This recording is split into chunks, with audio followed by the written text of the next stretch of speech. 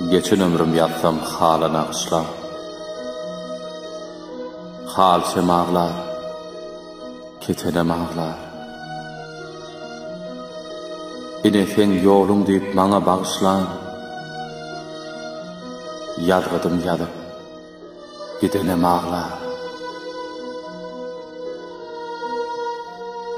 Ad ömrümde köp ülfetler yaşadım. Bilemok icizmi, ya da yaşmadım.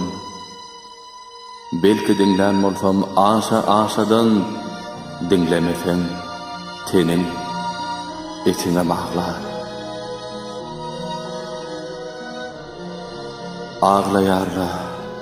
Ağlayarla yüreğim, inni kebe, kavlam doğun geregim.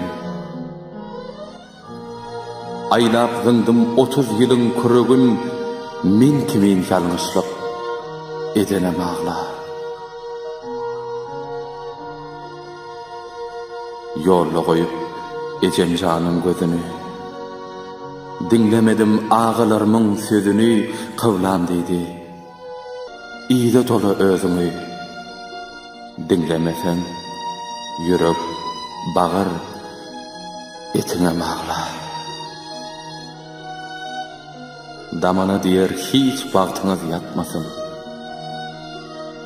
Maşgalı galası yitip gitmesin. Eni yüreğine hiç diken batmasın. Mert hem bolsa batın tikenem ağlar.